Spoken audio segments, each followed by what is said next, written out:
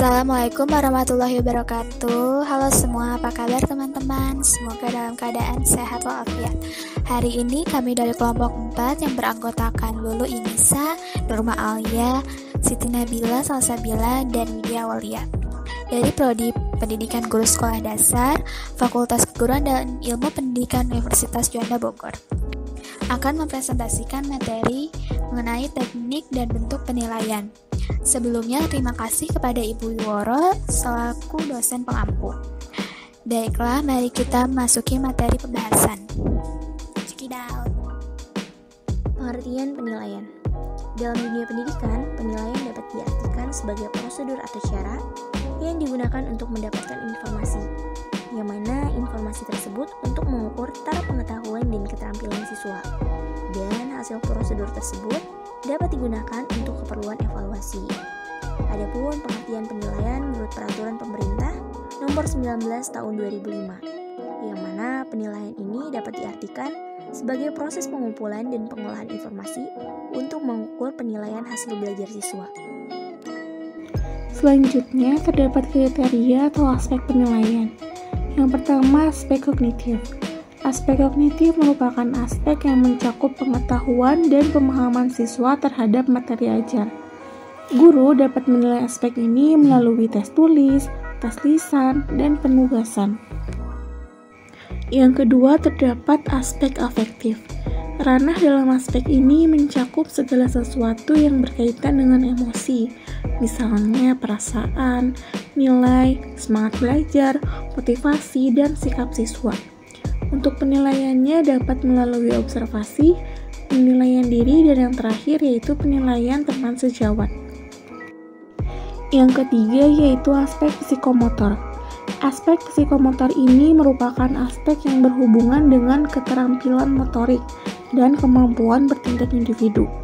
Guru akan menilai aspek ini dari hasil kinerja peserta didik dan tes praktik. Jenis penilaian tes. Untuk penilaian tes tulis ini dibagi menjadi dua bagian, yaitu tes objektif dan tes uraian. Pertama, tes objektif. Tes objektif ini merupakan tes yang memiliki pilihan jawaban dari pertanyaan yang diberikan. Kelebihan dari tes objektif itu mudah dalam mengoreksinya, cepat, dan dapat dilakukan oleh siapapun.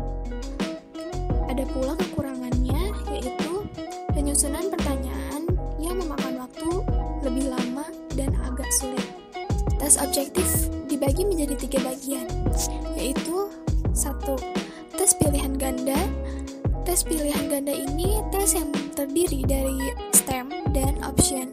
STEM sendiri punya arti sebagai pokok soal yang terdiri dari beberapa kalimat dan mengandung sebuah pertanyaan atau pernyataan. Sedangkan option adalah alternatif jawaban yang dapat dipilih oleh siswa. Yang kedua ada tes benar salah, true false. Tes benar salah ini berupa pernyataan dan siswa nantinya akan diminta untuk menentukan apakah pertanyaan itu benar atau salah. Yang ketiga itu ada tes menjodohkan. Bentuk tes menjodohkan ini terdiri dari serangkaian pertanyaan dan jawaban alternatif yang disebut sebagai respon.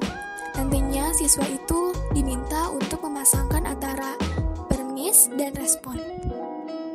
Yang kedua, tes uraian atau esai. Tes uraian ini salah satu cara penilaian hasil belajar siswa. Tes uraian merupakan pertanyaan yang menuntut siswa untuk menjawabnya dalam bentuk menguraikan, menjelaskan, mendiskusikan, membandingkan, dan memberikan alasan.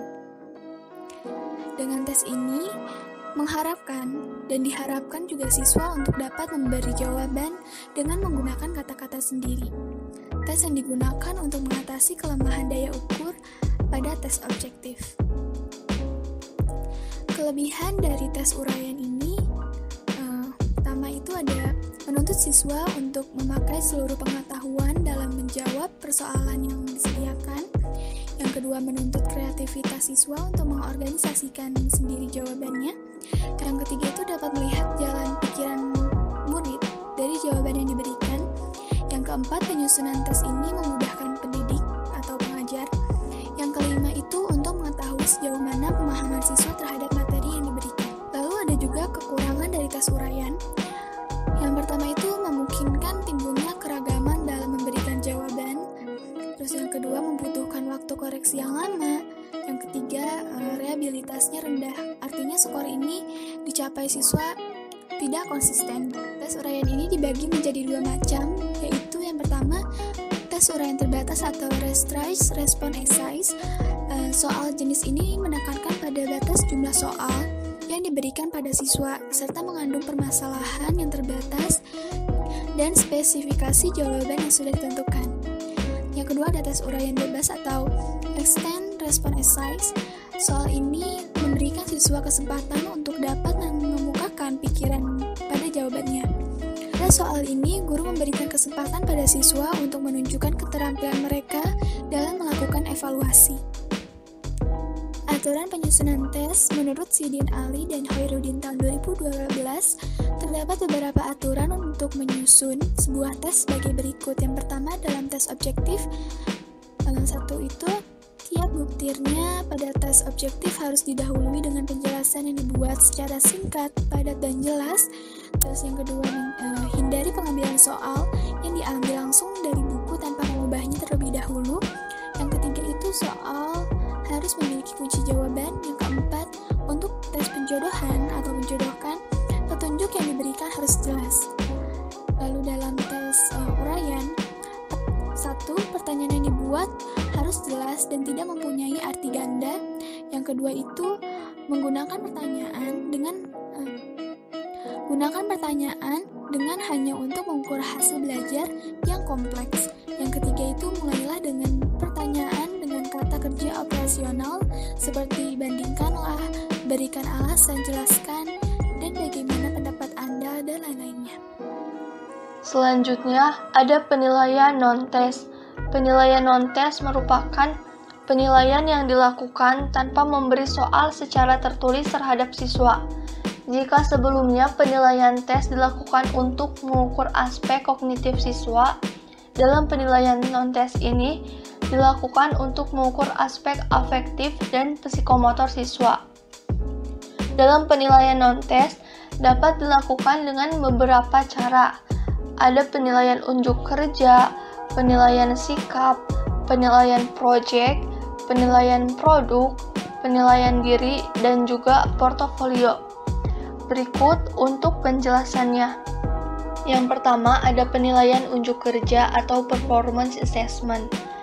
Penilaian unjuk kerja ini biasanya dilakukan oleh guru pada saat kegiatan praktik, seperti praktik keterampilan menari atau praktik dalam laboratorium. Bentuk tes ini dapat digunakan untuk menilai hasil produk atau suatu kegiatan yang dilakukan oleh siswa. Dan juga penilaian unjuk kerja ini dapat digunakan untuk mengukur aspek psikomotor siswa, di mana siswa akan dinilai kemampuan pengetahuan dan kemampuan keterampilan yang dimilikinya dalam kegiatan tersebut. Yang kedua, ada penilaian sikap. Penilaian sikap dapat dilakukan untuk mengetahui perilaku spiritual dan sosial yang dimiliki oleh siswa. Penilaian sikap ini dapat dilakukan dengan 3 cara, yaitu yang pertama, ada observasi perilaku. Observasi perilaku dapat dilakukan dengan menggunakan skala rating atau daftar checklist, di mana nantinya guru akan memberikan pertanyaan terhadap siswa dalam bentuk soal, dan siswa akan menjawabnya dengan menceklis pertanyaan tersebut. Yang kedua, guru akan memberikan pertanyaan langsung atau wawancara terhadap siswa. Yang ketiga, yaitu laporan pribadi, di mana nantinya siswa akan diminta untuk menanggapi suatu permasalahan yang ada. Lalu yang ketiga ada penilaian proyek atau project assessment. Penilaian proyek merupakan penilaian terhadap suatu tugas atau proyek yang diselesaikan oleh siswa dalam jangka waktu tertentu. Penilaian ini dilakukan untuk mengetahui kemampuan siswa secara kontekstual dalam pengaplikasian konsep dan pemahaman suatu materi. Yang keempat, ada penilaian produk.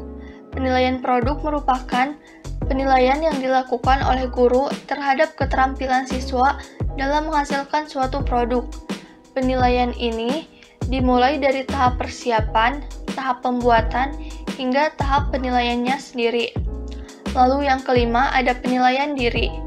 Penilaian diri merupakan penilaian yang dilakukan oleh guru terhadap siswa untuk menilai hasil pekerjaan dan kemampuan mereka selama kegiatan belajar mengajar. Penilaian ini digunakan untuk mengukur kompetensi kognitif, afektif, dan juga psikomotor siswa. Penilaian ini dilakukan oleh siswa sendiri untuk menilai diri mereka. Keunggulan dari penilaian ini yaitu untuk menumbuhkan rasa percaya diri terhadap siswa karena siswa diberikan kesempatan untuk menilai diri mereka sendiri. Lalu juga dapat melatih siswa untuk bersikap jujur dan objektif dalam melakukan penilaian, serta siswa dapat mengetahui kekurangan dan kelebihan masing-masing. Lalu yang keenam, ada penilaian portofolio. Penilaian portofolio merupakan penilaian secara menyeluruh dari hasil karya yang dilakukan oleh siswa dalam suatu bidang tertentu. Penilaian ini dapat membantu guru untuk mengetahui perkembangan siswa dari waktu ke waktu berdasarkan kumpulan dari hasil karya yang dihasilkan oleh siswa, yang mana karya tersebut merupakan bukti dari suatu kegiatan pembelajaran dan perkembangan siswa dari hasil belajar tersebut. Salah satu keunggulan portofolio ini yaitu dapat memberikan kesempatan kepada siswa untuk mengetahui sejauh mana kemampuan mereka dalam belajar. Bentuk penilaian formatif dan sumatif. Yang pertama ada penilaian formatif.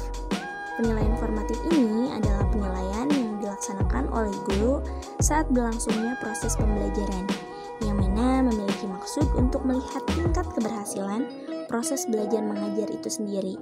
Dengan demikian, penilaian formatif ini berorientasi pada proses pembelajaran untuk memperbaiki program pengajaran dan strategi pelaksanaannya.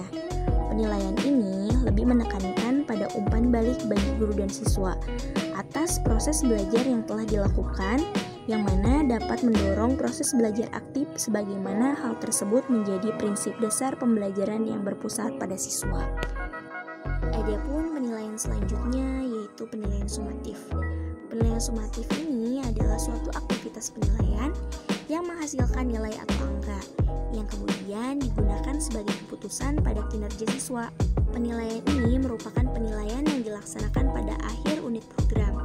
Misalnya, penilaian yang dilaksanakan pada akhir syukurulan, tengah semester, akhir semester, dan akhir tahun.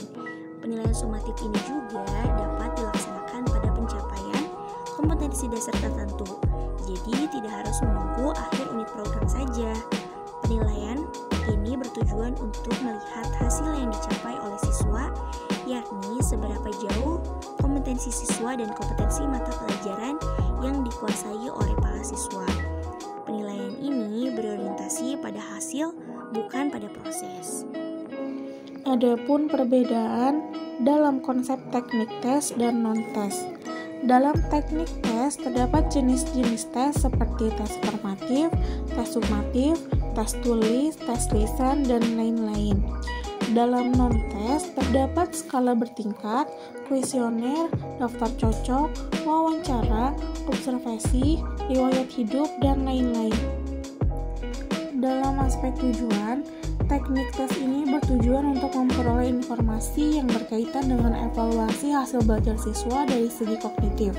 Sedangkan dalam teknik non-tes yaitu untuk memperoleh informasi yang berkaitan dengan evaluasi hasil belajar siswa dari segi afektif dan psikomotor. Dalam aspek proses pengumpulan informasi dalam teknis tes yaitu dengan melakukan pengujian tes baik secara lisan maupun tulisan. Namun dalam non-tes yaitu tanpa melakukan pengujian atau tes, dapat dilakukan dengan cara pengamatan terhadap tingkah laku peserta didik. Dalam aspek kemungkinan jawaban, teknik tes, kemungkinan jawabannya ialah benar atau salah. Dalam non-tes, jawabannya itu kurang pasti berupa pendapat, misal setuju, sangat setuju, dan lain-lain. Cukup sekian yang dapat kelompok kami sampaikan, kurang lebihnya mohon maaf. Wassalamualaikum warahmatullahi wabarakatuh.